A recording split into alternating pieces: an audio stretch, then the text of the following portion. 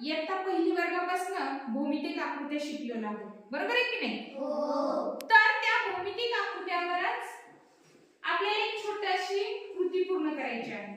बघा, मी इकडून तुमच्या लक्षात आलं असेल, या साइडने पण मी भौमितिक आकृत्यांची नावे लिहिली आणि या साइडने पण लिहिली आणि भौमितिक आकृत्याचं मी इथे चित्र काढलेले आहे. सगळ्या या चित्रामध्ये प्रत्येक भौमितिक आकृतीचा वापर केलेला आहे आणि चित्र काढलेलं आहे.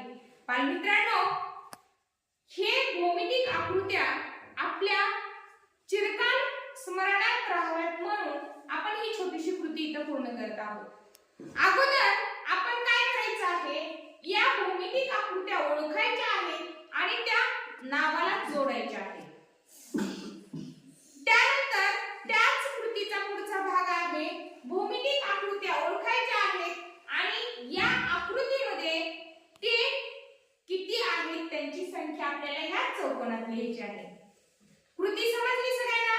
हो. तर आता प्रत्येकाने या कृतीमध्ये सहभागी व्हायचं आहे आणि ही कृती पूर्ण करायची आहे.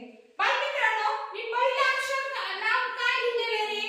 चौरस. चौरस लिहिलेला आहे.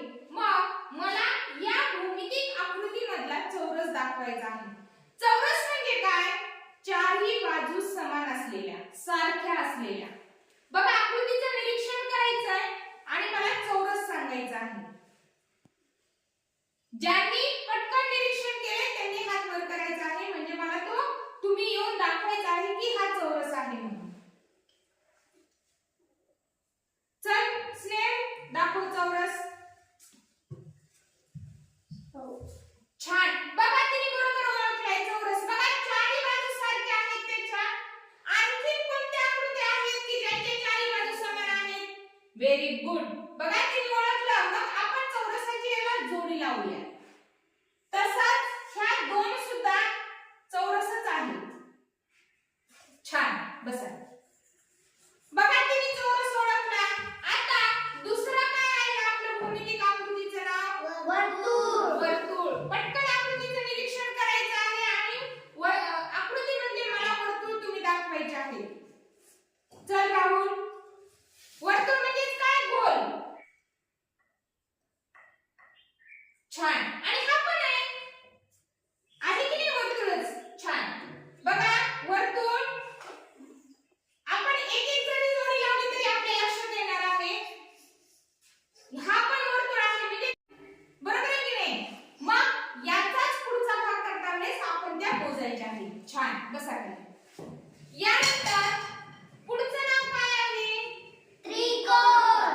त्रिकोण. मला आकृतीतले त्रिकोण दाखवायचा आहे. कोण दाखवतंय? चला बरं.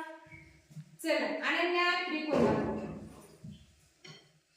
1 2 3 4. हा, मोजायचे नाही, मला फक्त आता दाखवायचं आहे. मोजण्याची कृती आहे पण ती आपल्या पुढच्या कृतीमध्ये आहे. छान. बघा, अनन्याने त्रिकोण छान ओळखलाय. त्रिकोणाला किती बाजू आहेत रे? 3. किती बाजू आहेत? 3. 3 बाजू आहेत. किती?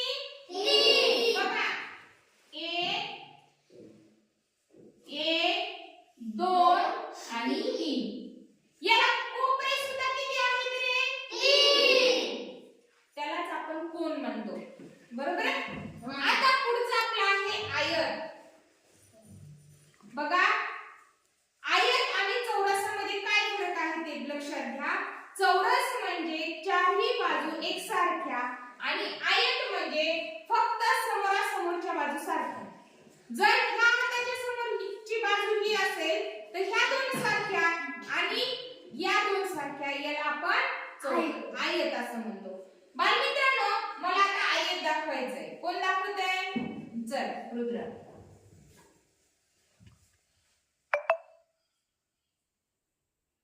शाबाश. त्याने आकृतीतले प्रत्येक आयत दाखवले. छान. आपण एका आयताची जोडी लावूया आणि बाकीचे मग आपल्याला मोजून घ्यायचे. छान, शाबास. बसा. बघा, ही झाली आपली पहिली कृती पूर्ण, की आपण इथं भौमितिक आकार ओळखले आणि त्यांच्या नावांच्या जोड्या सुद्धा लावल्या. बालमित्रांनो, यामध्ये आपली पुढली कृती आहे की त्या आकृतीमध्ये वर्तुळ किती आलेले आहेत, त्रिकोण किती आलेले आहेत, आयत किती आलेले आहेत आणि चौरस किती आलेले आहेत हे आपल्याला मोजायचे. बघा पहिलं काय आहे आपलं आयत. हे काय आहे पहिलं वर्तुळ. वर्तुळ आहे. काय आहे वर्तुळ. बघा या आकृतीमध्ये किती वर्तुळ आहेत ते मोजून सांगायचे मला. मोजा.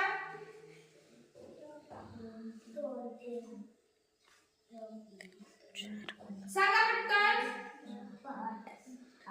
बघा हा एक मोठं वर्तुळ 1 2 3 4 5 किती वर्तुळ आले?